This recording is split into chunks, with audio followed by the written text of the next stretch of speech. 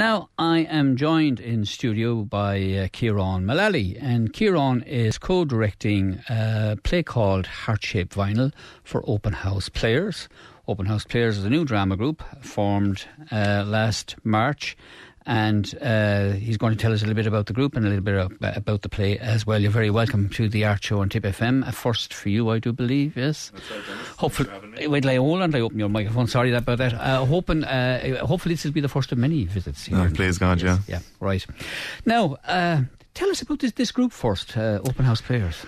Well, yeah, it was formed by Catherine O'Donnell, I suppose, really. I'd like to take a little bit of credit for it, but I think I'll have to give her the bulk of the credit. Okay. In March, she had been doing a lot of theatre in Clonmel, and I think just wanted to grab hold of the reins herself, see what it was like. So she did anyway, and she got in contact with me. We've done a few plays together, and she started talking about wanting to put something on, and I said okay. Right.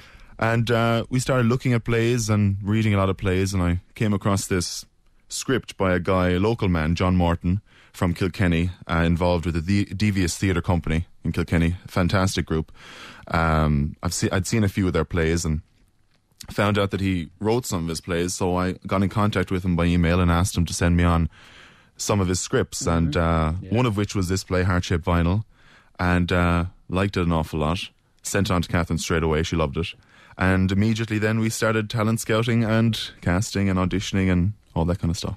First thing that strikes me about it, I don't know the play, and I don't know that the playwright either, John Mortons, but the first thing that strikes me about it is I think it's 10 in the cast. It's a nice cast, isn't it? I mean, particularly for a group to be starting out, where you wouldn't want to be doing a play with one or two, you wouldn't want to be doing a two-hander, like, you know? Yeah. You know? Well, obviously, you know, there's safety in numbers, as they say, but there's more than even 10 in the cast. There's 10 principal parts. There's another 2 supporting parts, significant supporting parts, and then there's another 3 even smaller supporting parts again. Yeah. Now there is a little bit of doubling, but anyway, well, I mean, I don't think when Catherine started out and when she got me involved as well, it was never a question of, are we aiming for a two-hander, are we aiming for a big production, are we aiming for anything? It's just that we were reading, and I think with this play, immediately, both myself and Catherine, we could spot the people that we knew and the people that we had done plays with before, and it's like, oh, we have to have him for that, we have to have her for that. Now, obviously, there was a bit of talent scouting as well to fill in some of the other parts. And but that is a huge advantage for a new group to be able to place people that you know and you've seen their work on stage, and they say, God, he's ideal or she's ideal for that. And they were available, and because once you have the right cast, I mean, it doesn't exactly take care of itself, but it nearly does. You know, you're a huge amount of the way there. Definitely. You don't have a problem with co-directing now, do you? You weren't clashing swords or crossing swords or anything like that. Well, we were clashing, but she just won, you know. It's as simple as that. No, I mean, obviously Catherine had started the whole thing. Because I had kind of found the play and felt so strongly about it, and that maybe I was suggesting people that she had never seen or she didn't know. She's like, well, I have to have... She probably said to herself, well, I'd like to have this guy directing as well, because I might be trying to mine out some talents that I'd seen in these people before that maybe she hadn't seen, you know? So she wouldn't know exactly what I had seen that made me feel that they'd be perfect for such a part, you know, that kind of way. So she wanted to have me directing as well, and I said, yeah, great. Because I'd never done that before, and it was a nice opportunity to branch into something new. And, I mean, in my own head, I just said, well, I mean, there just has to be a boss, you know, I mean, because no matter how in tune or on the same wavelength two people are, there's always going to be some points where you will clash. So, but to be honest with you, I think it was kind of an unnecessary thing, because I can't think of anything that we really differed on strongly. We seem to be on the same wavelength almost completely the way through. Tipperary, and not just Tipperary, but South Tipperary and South Tipperary and the Clonmel area in particular, there's a huge number of drama groups around Ciarán. Absolutely.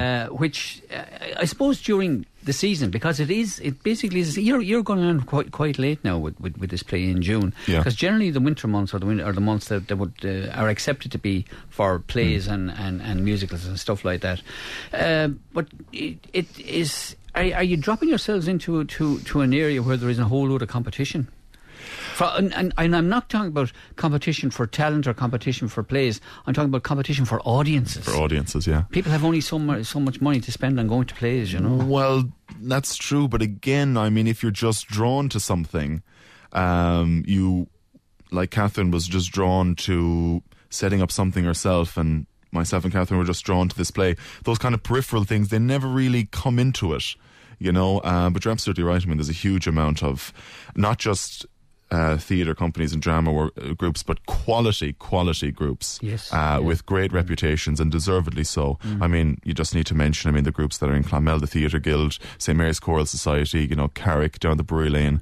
I'd be a big fan of all of their stuff. But I think people that are into drama and stuff, I mean, you know, they seem to often find the time to go, and maybe sometimes find the money to go as well, because they just like it. And if you like this kind of thing, there's very little else that can substitute the itch that needs to be scratched, so to speak, you know. Absolutely, even for an audience to go and have that itch. Yes. Yeah, whether you're an audience member or whether you're a participant. I do notice a number of familiar names there, and they're also members of other groups. That's not a problem, no? Well, absolutely. Yeah. I mean, that's why we were able to find them, because myself and Catherine, we'd done plays with groups like Clonmel Theatre Guild. I myself have done plays with Rose Green Players, Feather Players, Anne Williamson in the Fionn McCool Players. So, we were grabbing people from a few different groups, there's no doubt. And we even went to Stagecraft in Clonmel, which is the youth theatre, which is... I hadn't really known about them before. Catherine knew, and we went down to a workshop. Lisa O'Brien, the one of the directors down there, very kindly allowed us to... step in on one of the workshops, and we just were blown away by this gold mine of talent that was there. But yeah, definitely. I mean, but as you say yourself, the time that we actually put this on, because generally, as you say, I mean, amateur theatre, I mean, it goes from November to March, roughly. We'd say roughly. Yes, give or and take, because a lot of other groups weren't doing something at this time, I mean, they're kind of getting ready for, you know, Junction Festival, Kilkenny Arts Festival, Galway Arts Festival, you know, this big arts festival. So they kind of tend to stay out of the way of those. Because of the timing that we've got with this show, a lot of people are available. Yeah. So we were very lucky. We're very fortunate. Yeah. Now, I don't know, will we be as fortunate in our next production, please God, but we'll just, we won't ask questions. Yeah, well, well, let's say that you're there for the long haul, and that's about the size of it. You will be back. Before we move on from the actual production that hasn't happened at all yet, tell us a little bit about Heart Shape Vinyl, the play itself. Well, Heart Shape Vinyl, as I said, it's quite a modern piece. It was written by a man, John Mortons, from Devious Theatre Company. It was written in 2006. Yep. It follows 5 couples. As I said, there's some supporting parts as well, but principally it follows 5 couples from 5 different decades in Ireland. So there's a couple from the 60s, a couple from the 70s, a couple from the 80s, a couple from the 90s, and a couple from the 90s. Right. And their story is told over about 20 minutes, roughly, in 2 scenes. One will be in the first act of the play, and the other will be in the second act of the play. And the way I kind of explained it to the actors day one, I said it's a bit like an old Western movie, you might see, right? Where there's the train track and the train, and it's going down the line. Right. And there's this guy somewhere down there, and he's controlling a lever. And if he pulls the lever, the train will go one way. You know, the tracks will swap and go one way. And if he leaves it alone, it'll stay on the track. Right. So the first scene, when you're introduced to these characters, usually one of the protagonists, there's a choice that has to be made. Are they going to go one way, or are they going to go another? And then the second scene, we see sometimes, well, the consequences are results of that, sometimes for better, sometimes maybe for worse in their opinion. And I think it's something that a lot of people can relate to. I mean, it's so basic. Did I make the right decision?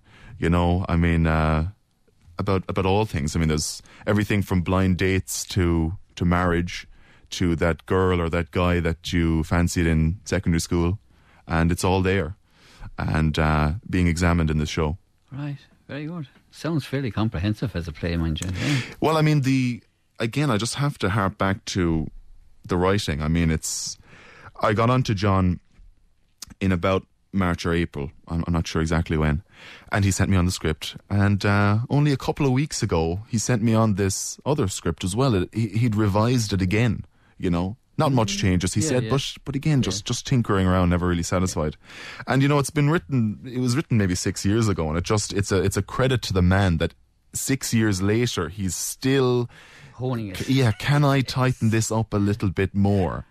And you can really see the fruits of his labour, because even though it's only 20 minutes that you're allowed in to view these people's lives, each pair, it seems like a 3-act play. You know them so well by the end, and there's not a line wasted, and it's a credit to John. Yeah.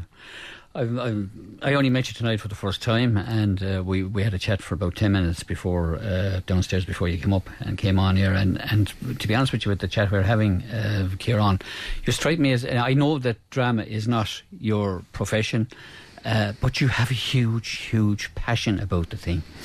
Yeah, I do.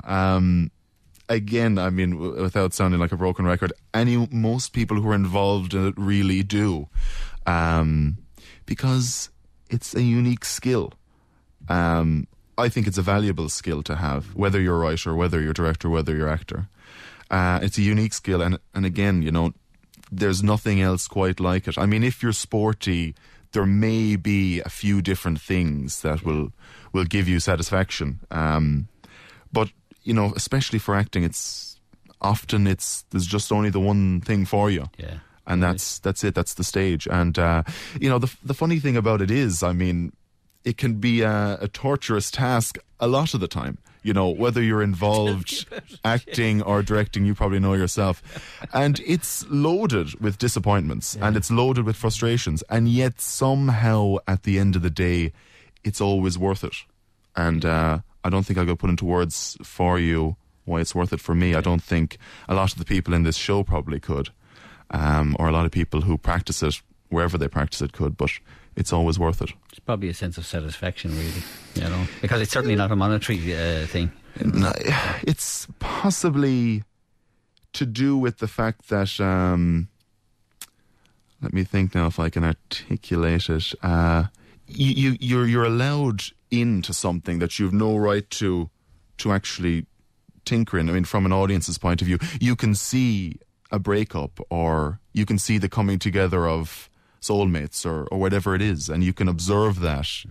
And I know it's not real, but it's not real either. It's somewhere in the middle, know. Yeah. And the great thing is, you don't have to deal with the consequences. You could just enjoy the good parts and go home then. Very good, right. The group are called Open House Players. The play is called Heart Shaped Vinyl. It's going on in O'Keefe's. Give us the dates that it's going on, Ciarán. It's going on June 19th, 20th and 21st. That's this Tuesday, Wednesday and Thursday in O'Keefe's. Right. 8 o'clock the show starts, and it's €12 entry. And that's it. Come along. Very good. Thanks for coming down and talking to us. Thank you very much, Dennis, for having me.